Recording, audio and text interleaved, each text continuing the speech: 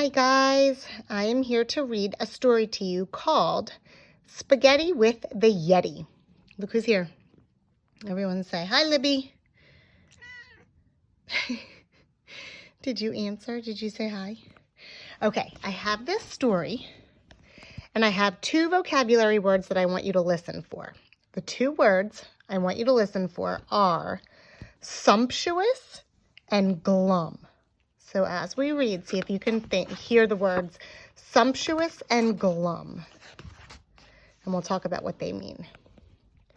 A boy called George had an excellent plan to go and discover the Yeti. He put in his backpack a warm woolly hat, a map, and a tin of spaghetti. Slowly, George climbed up a steep mountain path. Seriously? In search of the mythical beast, when he stumbled straight into a monster who was eating a sumptuous feast. There's that word, sumptuous. Okay, let's look at the picture of the feast. See all the food? So sumptuous means grand, magnificent, and extravagant. It's a grand feast. Everyone say sumptuous. Means grand and magnificent. Hooray, shouted George. I knew you'd be here. I'm sure that you must be the Yeti. The monster stood up with a furious gaze. Are you crazy? My name is Betty. So sorry, Betty, said George with a smile, but I'm taking the Yeti some lunch. In that case, you'll want to take some of these bones, for the Yeti likes food with a crunch.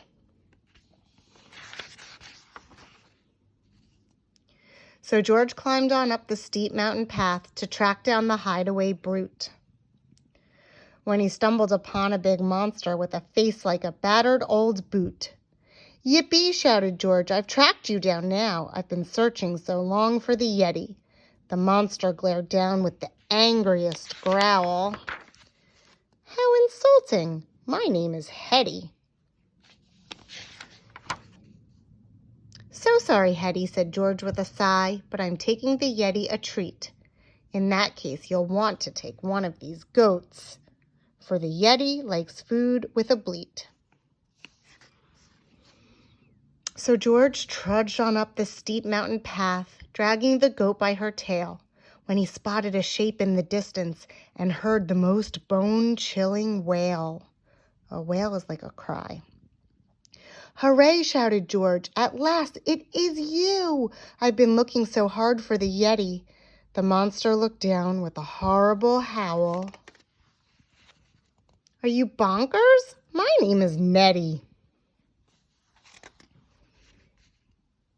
So sorry, Nettie, sighed George, feeling glum, but I'm taking the Yeti a snack. Oh, look, so he's feeling glum. So sorry, Nettie, sighed George, feeling glum. Glum means sad, moody, depressed, right? He keeps looking for the Yeti and he can't find him, so he's feeling glum. There's that word. Everyone say glum means moody and sad. In that case, you'll want to take lobsters and crabs, for the Yeti likes food he can crack. So George plodded up on the steep mountain path. The difficult climb made him puff. Exhausted, he threw himself down on the ground. That's it, he cried. I've had enough.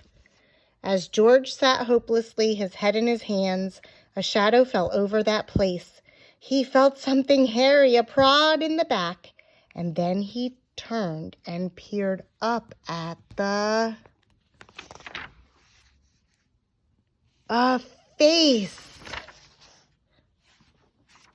Oh my goodness. I found you, cried George with a big happy grin, and he showed all his gifts to the Yeti. But the monster looked down at the crab and the goat and said, sorry, I just eat spaghetti. I knew it, said George with a whoop of delight, and he opened the battered old tin. Then he tipped the spaghetti out into a bowl. And George and the Yeti tucked in. Slurp. So he was right. The Yeti did love spaghetti. And let's review those two words. Remember, sumptuous means grand and magnificent and extravagant.